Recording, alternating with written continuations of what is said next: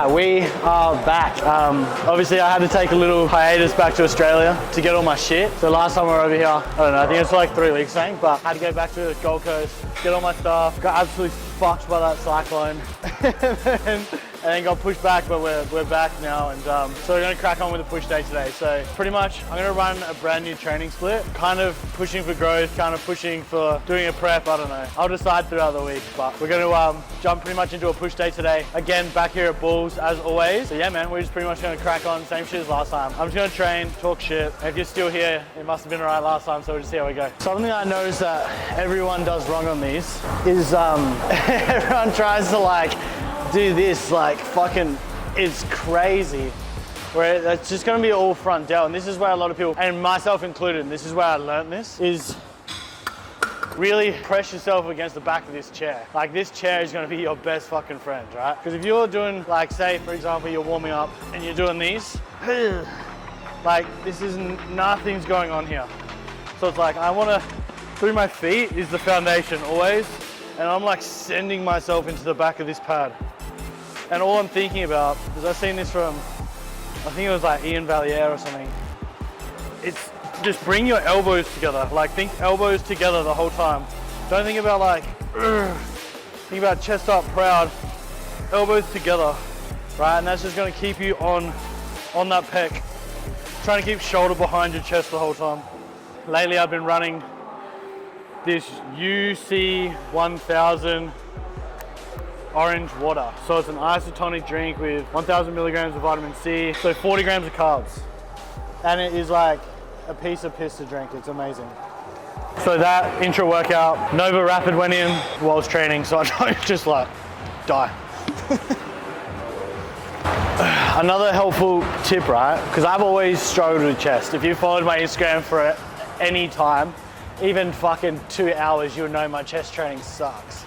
It's like just a connection thing. It's just not a muscle group I've been good to connect with ever. But something that's helped me build my programs, when I was building my programs for myself, is build your programs around exercises that you can feel, right? So it's like, I don't fucking care if Ronnie Coleman was like to you, hey man, an incline dumbbell press is the greatest chest movement of all time and it builds the most mass. Yeah, it might for him. Or a barbell incline for fucking, you know, Jay Cutler could be like, this is a barbell incline, it's the best chest exercise.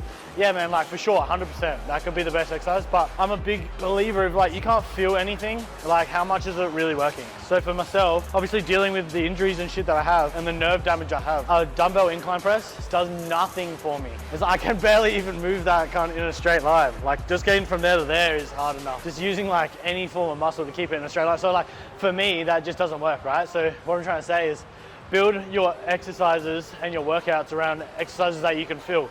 So like for example for this, and you can build your, what's the word? Like you can build your connection over time as well. Like don't just program, say if someone programs this for you, say you're doing your own programs or your coach or whoever programs shit for you. If you jump on a pec deck, right? For example, I used to fucking hate these because my chest connection was so bad. But now I can feel everything there. But it's like, it just comes with experience over time. It's not like you just get into an exercise and you're like, this is shit, I'm out. Like, it doesn't work like that, right? This could be your holy grail. This could be the golden exercise that builds your chest, but you rule it out straight away because you're like, I can't feel it. Where it's like, take into consideration, especially if you're only just starting your kind of gym, bodybuilding journey, whatever you want to call it, you probably don't even have the muscle mass to be able to feel that. So you need, like you can't feel an exercise if you don't have the muscle there, right? So the clearest example of that is like, say for like lats. People try and hit a front double and they can't bring their lats out. It's like, bro, you just don't have any lats. That's not me being a cunt. That's not me, like I'm talking about something that doesn't exist right now, right? So I'm not being a cunt, it's just the fact that like, you don't have a muscle that you can't bring out, right? So it's like, I was very much the same. Like my back double is not a strong pose for me because my lats are just not good. Again, comes down to that connection problem I have with that nerve damage. It's like, I can't flick that lat out well. So it just comes down to the fact like the muscle is just not as developed as something else, right? So say on like a side chest, it's like, yeah, your hamstring looks crazy. It's because I have hamstring. But you just can't, sometimes you just can't feel a muscle because you don't fucking have enough of that muscle, right? So it's like, you can't feel a muscle that's not there. It comes down to the same thing as everything. It's like a chest press, people trying to chest press, I don't know why, but males have this obsession with chest press dumbbell chest pressing like 50 kilo dumbbells. It's like your chest looks like you were born yesterday. How do you expect to be able to move that amount of weight with the amount of mass that you actually obtain? People are gonna hear that and be like, Will is such a prick. But it's just true, bro. It's just fucking facts. I'm just trying to state things that, these are all things that we think, no one just says it. So even like that is just like, my chest is just like getting ripped open right now. Alrighty. I'm feeling controversial today. I might just say a bunch of shit that's gonna upset everyone. Okay, no, for real though. When doing like your warm-up sets and like stuff like this, and this is something that I get asked a lot by my own clients, especially new clients that have come on board. And this is like something I post on my story today, is there are no silly questions ever. So make sure you ask questions. Doesn't matter if I'm your coach, doesn't matter if fucking that dude's your coach, like whoever it is, ask questions. But when you're doing warm-up sets, feeder sets, builder sets, whatever you want to call them, let's roll with warm-up sets today. You don't want to like expel any energy in those warm-up sets, right? So say for example, I'm going to do this pec fly and I'm going to do, let's just say I'm going to do 60 kilos, for example. You might get in here and you might go, I've got 2 working sets here, between 10 to 15 reps. But rule of thumb that I work off of is your first kind of 2 to 3 exercises, depending how big the muscle group is, you always want to do 3 warm-up sets prior to a working set, okay? So you've already seen that I've been in and out of this machine like 6 times. I do more warm-up sets on my chest because I struggle to feel it, and it's going to be all delt for me. So it's like the more warm-up sets I do here, expelling no energy at the same time, no intensity is going into these warm-up sets, but this is the shit that's going to help me activate it, so then when I go into my working set, I can actually like create the stimulus. Because if I haven't warmed my pecs up, I haven't gone through the movement pattern, that's another thing. You want to feel the movement pattern. You don't want to just get in here and just like fly shit and don't know where your arms are going. I want to get in here and I want it to feel familiar. I want to get in here and be like, oh yeah, sick, like this feels comfortable and this is what I've been doing building up to this. So for example, like I was saying, if I'm doing 60 kilos for a working set, I might jump in here and do 20 kilos for 10 reps. And then I might jump in here and then do 30 kilos for 5 reps or 6 reps. And then I might do 40 kilos for 3 reps. And then I'll be like, not quite heavy enough, 50 kilos, quickly do 1, 2 reps, done, perfect, let's get out. And then I'm gonna be like, sick, working set, 60 kilos, and it's full intensity the whole time. Like since the minute that fucking set starts and you take the weight of that load, you are in that set. So it's like you treat every set like it's the last set of the day. This is your last, and if you want to grow, this is your last opportunity to build muscle today, right? It's not, but that's where you mentally need to think. So it's like, I don't have any more reps. I have no more sets after I do this exercise. I'm like delusional. I'm tricking myself that that's what I'm thinking, right? And that way I'm going to put all my energy, all my intensity, everything I fucking have is going into this set. So it's like, this is like a do or die, grow or stay fucking small forever kind of moment. And then I'm going to lie to myself and then tell myself that every other set that I do for the rest of the day. Oh. Again, man, that heat smacks you in the face, hey, fucking hell. Going back from training in Bulls, well, anywhere in Bali, but mainly Bulls, I feel like Bulls is well known for having a bit more heat than other gyms. Man, going back from like training here every day to training at like Ashmore or wherever on the Gold Coast, dude, crazy different, man. Crazy different. I was training in a fucking long sleeve last week, right? Where it's like here, dude, I would fucking die. I'd literally just pass out. No matter how hydrated I was, just heat exhaustion, just like, just cooked. Fuck, there's gonna be a lot of chat in this today, bro. I'm feeling chatty today. So you see how I did that set, right? I don't know what weight that was. I think that was 80 kilos or 80 kilos. But, so my rep range, like I said before, is 10 to 15. I'm aiming for kind of, so say when someone does their first set, regardless if you're doing top set, back off, like whatever the fuck you're doing. So say, because this is my second working set now, right? Your second set should not just be like, okay, I did my first set at 80 kilos, now I need to back off the weight and go again. It's like, no, right? So I did 80 and I think I got 13 reps. Realistically, knowing with my, I probably pull the pin back 1 pin. But your second set doesn't have to be like, oh, let's drop the weight back 40% or 30%. It just needs to be as equally as heavy as you can go with landing within that rep range. So if I did 80 kilos just then and I only got 10 out of my 10 to 15 rep range, I'm dropping that thing back like 3 pins because I want to now land within that rep range sufficiently where now I'm kind of in that 13 zone. So now I've got a decision. I've got kind of cards up my sleeve now where it's like, do I do 80 kilos? Knowing myself with my chest and kind of just data and my own feedback over time is like, I'm not going to land within the rep range there. So I'm going to have to pull it back a little bit. And this just comes to an ego thing as well. Like, bro, when I had a break from training upper body and then I kind of, this is all just due to injury shit. And then I came back to chest training, like I had to start this fucking thing on like 2 pins, right? I wasn't able to do the 80 kilos. So it's just, sometimes you have to remove the ego a bit and go for it. Okay, so we're moving on from that. That's enough of that shit.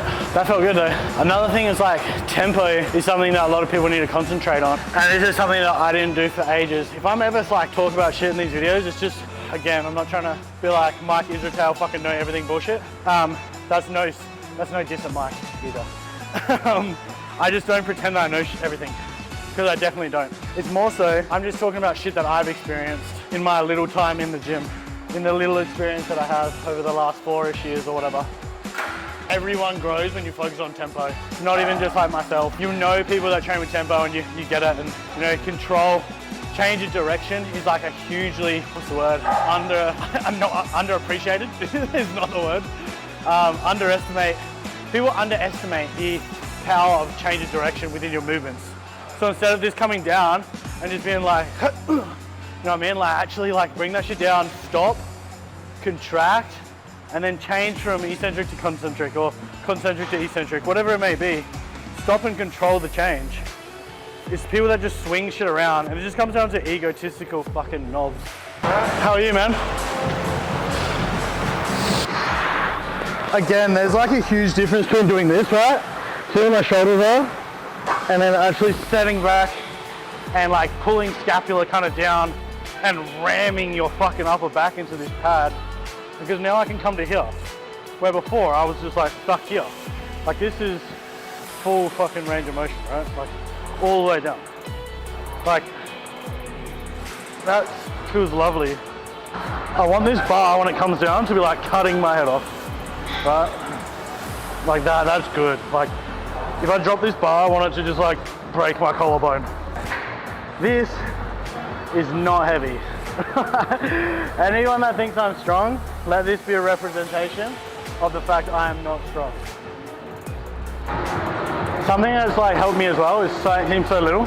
One of my mates back home picked up is like training with your Apple Watch on. Like, and this, some people think this is fluffy as fuck, but like it really hinders that mobility in your wrist. Like if that's coming down, like that watch is getting crushed in between there, and I can feel it, and it's making me, instead of like come down where this arm is just chilling, coming down smooth, now because I can feel my wrist and my watch getting crushed, I'm trying to change that direction, trying to hinder the movement pattern on my arm because of my watch. So it's like, if that's fucking with you, take that shit off. But you know you're hot when your kneecaps are sweating. No one can blame the blood pressure on that. It's just hot in here, I promise. It's not like I have lava in my skin or nothing. Another very common question, how much time you should take rest period wise, right? And I never have tracked a rest period in my life. Unless you're doing like a rest pause set where it's like you're still technically in the set. As soon as your heart rate has lowered and you're not puffed, right? So like right now, people would be like, oh, you've been resting for 60 seconds, get back into your set. Where it's like, I'm not gonna be able to put the same amount of effort, intensity, and my output is gonna be nowhere near the same because I'm fried from that last set, you know what I mean? Because although it's light, for me, just being able to create enough contraction, stimulus under that load is good. And it comes back to the same thing, it's like I don't have a big chest. I don't need to move 100 kilos because my chest to me is like, it's not, I don't have the sufficient amount of muscle to move that weight. Like as I progress this, I promise this bar is fucking heavy. It's either they do an incline, and this is something I posted about as well. Doing incline, upper chest, that does not need to be your fucking incline bench, right? Like this is gonna be a lot of delt, but a lot of people think when they first start training, I need to do upper chest, so I need to have a steep incline, where it's like, that's pretty much just a fucking military press at this point, you know? Like, that's obviously flat. That's where you want to be. I don't care if you put a 2-cent piece underneath this thing, it's still it's probably not going to be enough, but you know what I'm saying? Like the incline doesn't need to be fucking crazy for you to get what you need out of the set. It just needs to be high enough to be on an incline where you're not flat, essentially. The other key thing as well that I've seen one of my mates post a reel about is, bro, if you lift your ass out of this seat, you're de-escalating you're declining the incline. So if you're sitting on an incline like this, right, and you lift your ass up, this is your ass, this is your shoulders, lift your ass up, bench is on an incline, and you do this, you're just back to a flat again. So it's like, keep your fucking ass in the chair, keep your back against the pad, and just incline, bro. Make incline. Boom. Fuck, my hands are sweaty.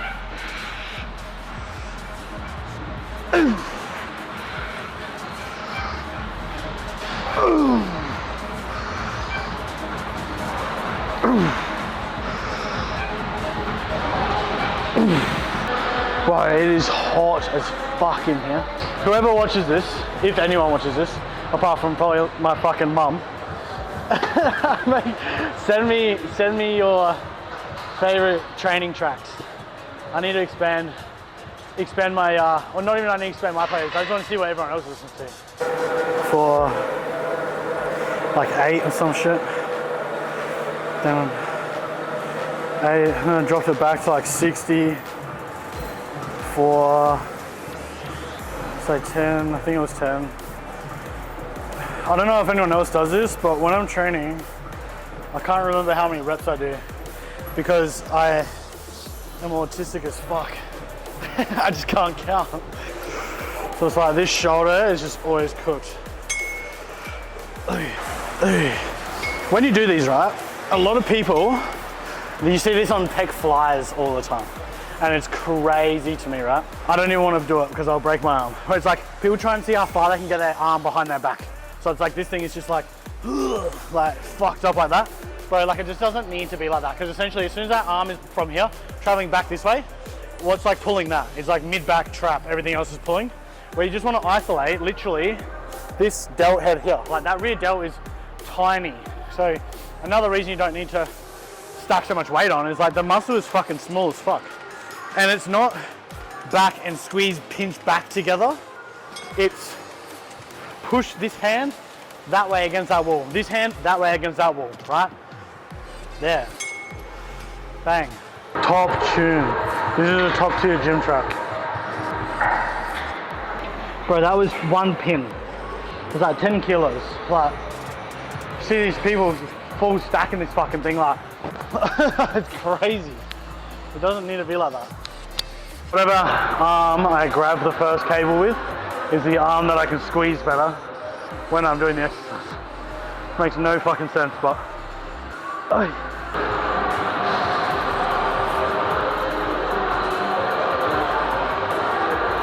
doing your side delt work or your rear delt work or even your front delt work really on a cable.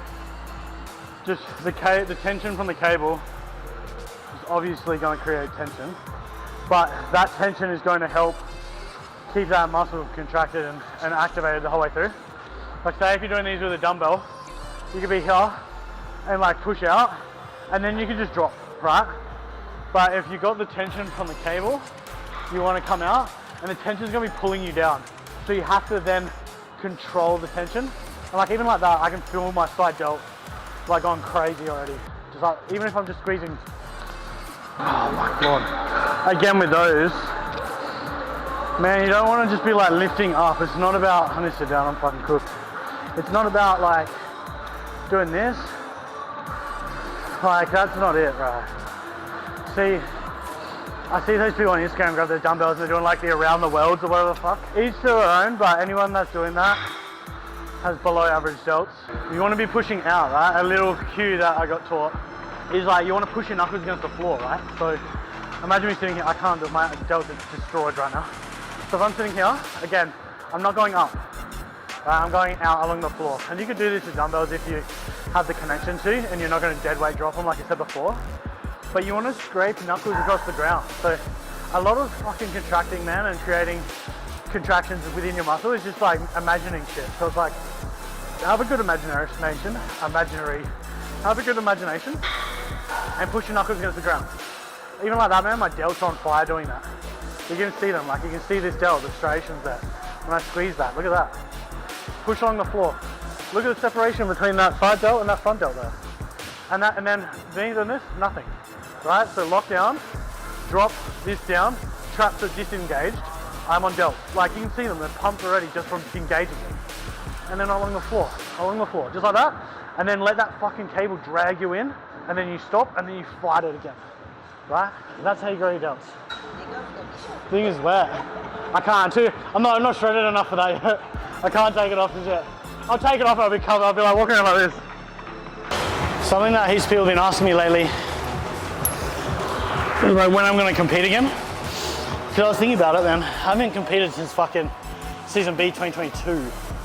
So that's like maybe 2023. What was it last year? It's 2025 now. So yeah, 2023. So by the time season B comes around, which is fucking quick, be around soon, it's like 27 weeks away, I wouldn't have competed for 2 years, which means I would have been in an off season for 2 years, where it's like, I've been trying to do a lot of internal kind of searching. I don't know if that's the right way to describe it, but I'm trying to find the reason why I do things, right? Why my behaviors are my behavior. Like, okay, what does competing do for me? Am I doing it for, like I was gonna jump into this season A that's in a couple of weeks, but like I kind of did some deeping into my whys and my reasons behind why I would do that show. And it was honestly, it just came down to external validation. I wanted to feel like relevant, really. And that's like a sad feeling, bro. Like the fact that you feel like you have to do a show to remain relevant so people give a fuck about you. And like attach your worth to getting on stage. So I don't know how many other people go through that shit, but I was saying that I was facing for a long time. It was like, I was attaching my worth as a person to my competitive status, which is like, I'm like a fucking bottom tier amateur, right? So even that is probably talking down to myself right there. I'm probably not bottom tier, but you know what I mean? Like I don't, dude, like I'm just saying that I try to get across to other people, and like no one that gives a fuck. No one that doesn't like me is not going to watch this anyway, so fuck you. But at the end of the day, man, like people think I'm arrogant, people think I'm cocky. It's like, bro, I literally just said that. I literally think of myself as a bottom tier competitor, and that was like, I can't even say to myself out loud. It hurts. It's just because I know it's not true. It's like I just have respect for the amount of the quality of Australian bodybuilders. Like Australia has quality bodybuilders, bro. Classic bodybuilders. We have fucking quality open bodybuilders. Dude, even the men's physique bodybuilders are crazy, regardless if, you know, them and wheelchair bodybuilding is the same thing, right? Right? All respect, no disrespect, I'm just playing. But anyone that knows Luke Sandell knows where that joke's from. But it just comes from, I just don't think like I've been ready to compete again for, I don't know when, because bro, my respect for the other Australian bodybuilders is so high. Like I look at the other quality and how good these guys are. Man, it's fucking crazy. Like these dudes that are competing for pro cards, like you look at the last nationals we had, season B 2024, was insane, bro. Insane cup. The open bodybuilders were mental. I can't remember, Logan Robson's client who won men's physique. I don't know your name, bro, I apologize. I've never spoke to you before, but you're like, that dude's physique is insane. Fucking mental, you know what I mean? So it's like, the quality is so fucking high. It's, you know, it's hard for myself to look at myself and be like, yeah, you're up there with them. Because I still look at myself as like that little skinny boy that was fucking anxious and shit, you know, back in the day. Which I'm not now. Obviously I don't feel those ways anymore. Well, I do, I just control them. But it's hard to like put yourself against these dudes where it's like, bro, I look at my mate Jerome who's competing in a couple of weeks and I'm like, cunt, that dude is mental. He looks fucking insane, bro. So it's like, I look at my physique and I compare myself and it's like, we shouldn't compare ourselves to others, but bodybuilding's so subjective, you kind of have to, because at the end of the day, it's a place, it's all about placing, right? It is, like, regardless if people want to say they want to compete to win or they want to compete to have fun, like you can have fun in the third fucking call out because I'm competing to win. So if you're competing to have fun, there's no way I'm going to let you outwork me for fun, bro. No way. So, and I mean that with all respects. So if you ever, dude, and this is like, goes back to what I was saying before, anyone thinks I'm cocky, anyone thinks I'm arrogant, you've never even met me, cunt. Bro, that makes me think is like, if you have people that you feel like a lot of people that don't like you, I'm not talking about myself, but that don't like you, normally have never met you.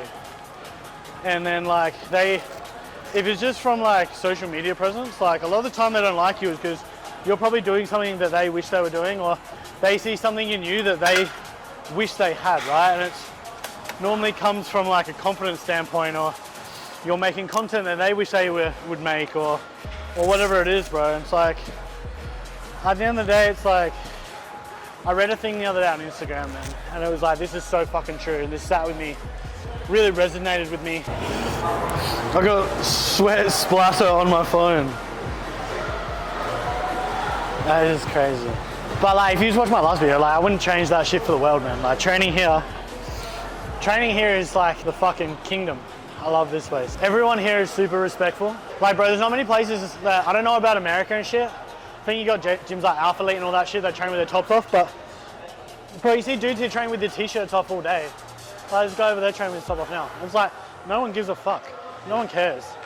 It's just like, it's all just love and respect here, man. It's like, the best thing about Bali is everyone that's here wants to be here, right? So it's like, and I'm talking about foreigners, I'm not talking about locals.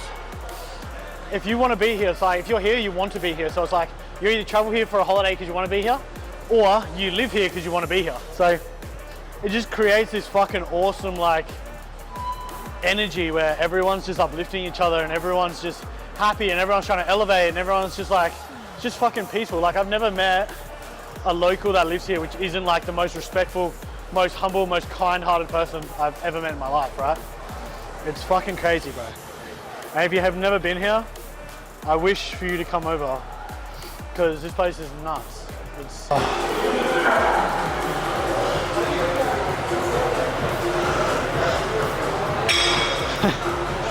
It's crazy how the deeper you get into bodybuilding, you never really lose like the body dysmorphia.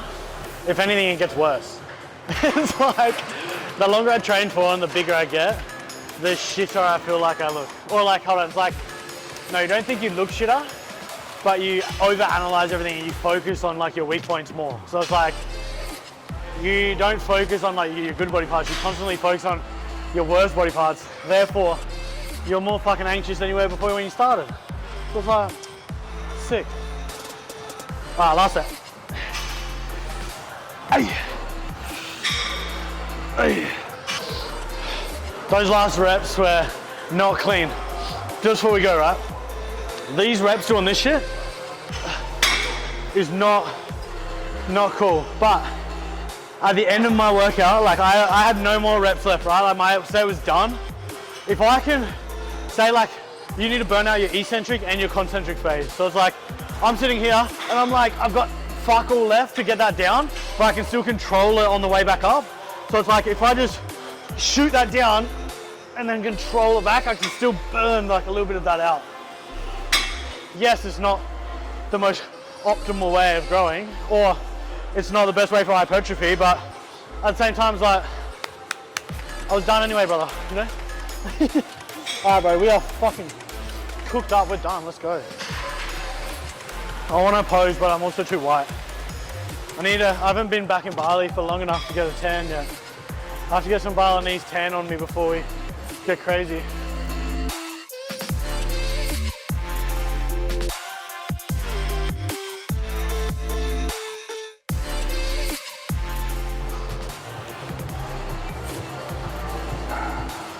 Alright, we got cardio. And that's pretty much it, man. Like, you don't need these crazy big days. Here we don't need to get in here and do 16 different workouts. You just need to get in here and do something efficient, right? As long as you're efficient in your training, you can make anything work. So, other than that, I'm gonna put my t-shirt back on because I hate being in the gym without my shirt on. Even though I pose a lot, even though I always upload videos of me with my shirt off, I hate being in the gym with my shirt off. But I got cardio now. That is push day done, wrapped up. We'll do another one next week. We're going to do a Q&A, so suss my Instagram stories. I'll put a Q&A box up. I'm not doing the anonymous box. If you want to talk shit, you can put your name next to it. But I appreciate everyone for watching. If you do watch, if you don't watch, just talking to no one anyway. So we are out. Done.